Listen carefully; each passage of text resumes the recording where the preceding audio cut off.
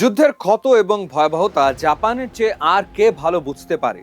দ্বিতীয় বিশ্বযুদ্ধে পারমাণবিক ধ্বংসযজ্ঞের যে মর্মান্তিক ইতিহাস জাপান বহন করে চলেছে তা বিশ্ববাসীর কাছে আজও এক জীবন্ত ট্র্যাজেডি। সেই ধ্বংসস্তূপ থেকে উঠে এসে দেশটি দীর্ঘকাল আঁকড়ে ধরেছিল যুদ্ধবিরোধী নীতি আর শান্তির পথ। সেই জাপানই এবার ভূ রাজনীতিতে সামরিক শক্তির নতুন মেরুকরণ ঘটাচ্ছে। দীর্ঘদিনের শান্তিবাদী নীতি থেকে সরে এসে পুনরায় এক শক্তিশালী সামরিক শক্তিতে রূপান্তরিত হওয়ার পথে জাপান। সূর্যোদয়ের দেশটি এখন বিশ্ব অস্ত্র বাজারে নিজের আধিপত্য বিস্তারের জোর প্রস্তুতি নিচ্ছে, আর তাদের প্রাণঘাতী অস্ত্রের মূল ক্রেতা হবে আমেরিকা, ব্রিটেন সহ 17টি দেশ। তবে জাপানের এই বদলে যাওয়াকে মোটেও সহজভাবে নিচ্ছে না প্রতিবেশী চীন। বেইজিংয়ের কড়া হুঁশিয়ারি, জাপানের এই বেপরোয়া সামরিকীকরণ তারা প্রতিরোধ করবেই। দর্শক, কি এমন হলো হঠাৎ করে জাপানের এমন ভোল বদল কেন? জাপানের নীতি পরিবর্তনের গল্পের শুরুটা দ্বিতীয় বিশ্বযুদ্ধের ধ্বংসস্তূপ থেকে। 1945 সালে হিরোশিমা ও নাগাসাকির ট্র্যাজেডির পর জাপান এক অনন্য শপথ নিয়েছিল। তাদের সংবিধানে লেখা হয়েছিল জাপান আর কোনোদিন যুদ্ধের পথে হাঁটবে না এবং নিজেদের প্রতিরক্ষার বাইরে কোনো বিশাল সামরিক শক্তি গড়ে তুলবে না। গত 8 দশক ধরে জাপান এই আদর্শই মেনে চলেছে। তাদের অস্ত্র রপ্তানির নিয়ম ছিল অত্যন্ত কড়া। কেবল উদ্ধার কাজ, নজরদারি বা মাইন অপসারণের মতো অপ্রাণঘাতী সরঞ্জাম তারা অন্য দেশকে দিত। তাহলে হঠাৎ কি এমন হলো যে জাপানকে এই কঠিন দেয়াল ভাঙতে হচ্ছে? এর পেছনে মূল কারণ তিনটি: চীন, উত্তর কোরিয়া এবং ইউক্রেন যুদ্ধ। জাপানের বর্তমান প্রধানমন্ত্রী সানায়ে তাকাইচি স্পষ্ট করে দিয়েছেন, বর্তমান বিশ্বের অস্থির পরিস্থিতিতে কোনো দেশ একা নিজের নিরাপত্তা রক্ষা করতে পারে না। একদিকে প্রশান্ত মহাসাগরীয় অঞ্চলে চীনের ক্রমবর্ধমান দাপট, অন্যদিকে উত্তর কোরিয়ার ঘন ঘন মিসাইল পরীক্ষা, সব মিলিয়ে জাপান বেশ চাপে আছে।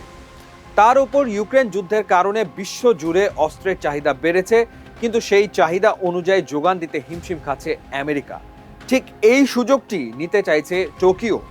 21 এপ্রিল জাপানের মন্ত্রিসভা এক যুগান্তকারী সিদ্ধান্ত নিয়েছে। আগে তারা কেবল 5টি বিশেষ ক্ষেত্রে সরঞ্জাম পাঠাতে পারত, এখন সেই বিধিনিষেধ তুলে নেওয়া হয়েছে। এখন থেকে জাপান আমেরিকা, ব্রিটেন সহ 17টি দেশের কাছে যুদ্ধজাহাজ, মিসাইল, ড্রোনের মতো প্রাণঘাতী অস্ত্র বিক্রি করতে পারবে। এমনকি তারা যুক্তরাজ্য ও ইটালির সাথে মিলে পরবর্তী প্রজন্মের অত্যাধুনিক ফাইটার জেট তৈরির প্রজেক্টেও কাজ করছে। নীতি পরিবর্তনের ফলে মিৎসুবিশি হেভি ইন্ডাস্ট্রিজের মতো জাপানের বিশাল শিল্প প্রতিষ্ঠানগুলো এখন বড় বড় আন্তর্জাতিক অর্ডার পাবে। এটি জাপানের অভ্যন্তরীণ অর্থনীতিকেও চাঙ্গা করবে বলে আশা করছে টোকিও। জাপানের এই সিদ্ধান্তে সবথেকে বেশি ক্ষুব্ধ হয়েছে চীন। বেইজিংয়ের মতে এটি জাপানের নব্য সামরিকীকরণের লক্ষণ। চীনের পররাষ্ট্র মন্ত্রণালয়ের মুখপাত্র গুয়ো জিয়াকুন বেশ কড়া ভাষায় বলেছেন তারা এই পদক্ষেপের ওপর তীক্ষ্ণ নজর রাখবেন। আসলে এখানে লড়াইটা কেবল অস্ত্রের নয়, লড়াইটা আধিপত্যেরও। দক্ষিণ চীন সাগরে ফিলিপিন, ভিয়েতনাম বা ভারতের মতো দেশগুলোর সাথে চীনের দীর্ঘদিনের বিরোধ আছে। এখন জাপান যদি এসব দেশকে আধুনিক অস্ত্র বা যুদ্ধজাহাজ সরবরাহ করে, তবে ওই অঞ্চলে চীনের একাধিপত্য খর্ব হবে। ফিলিপিন ইতিমধ্যে জাপানের এই সিদ্ধান্তকে স্বাগত জানিয়েছে, কারণ তারা জাপানের উচ্চমানের প্রযুক্তির মাধ্যমে নিজেদের প্রতিরক্ষা ব্যবস্থা শক্তিশালী করতে চায়। জাপানের এই পরিবর্তনের পথ কিন্তু একদম মসৃণ নয়। জাপানের সাধারণ মানুষের বড় একটি অংশ এখনো মনে প্রাণে শান্তিবাদী। জরিপে দেখা গেছে অর্ধেকের বেশি জাপানি নাগরিক এই অস্ত্র রপ্তানির সিদ্ধান্তের বিরোধিতা করছেন। তাদের ভয়, জাপানে তৈরি অস্ত্র দিয়ে যদি অন্য দেশে মানুষ মরে তবে জাপানের শান্তিকামী ভাবমূর্তি নষ্ট হবে। জাপানের অবস্থান পরিবর্তনের পেছনে একটি বড় ভূমিকা রেখেছেন মার্কিন প্রেসিডেন্ট ডোনাল্ড ট্রাম্প। তিনি আগে থেকেই বলে আসছেন মিত্র দেশগুলোকে নিজেদের নিরাপত্তার দায়িত্ব নিজেদেরই নিতে হবে। ফলে জাপান এখন থেকেই নিজের সামরিক সক্ষমতা এবং অস্ত্র শিল্পকে স্বাবলম্বী করে তুলতে চাইছে, যাতে ওয়াশিংটনের ওপর নির্ভরতা কিছুটা কমানো যায়। জাপানের এই সিদ্ধান্ত কেবল একটি বাণিজ্যিক সিদ্ধান্ত নয়, এটি প্রশান্ত মহাসাগরীয় অঞ্চলের ক্ষমতার ভারসাম্য বদলে দেওয়ার একটি কৌশল।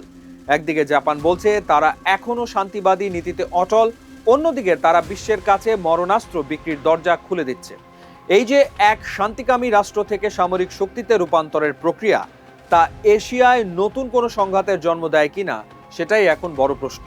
চীন যেহেতু প্রতিরোধের ঘোষণা দিয়েছে, তাই আগামী দিনগুলোতে এই অঞ্চলে উত্তেজনা আরও বাড়বে বলেই মনে হচ্ছে। জাপান কি পারবে তার শান্তির প্রতিশ্রুতি এবং সামরিক উচ্চাকাঙ্ক্ষার মধ্যে ভারসাম্য বজায় রাখতে? সময় এবং প্রশান্ত মহাসাগরের উত্তাল ঢেউই হয়তো সেই উত্তর দেবে।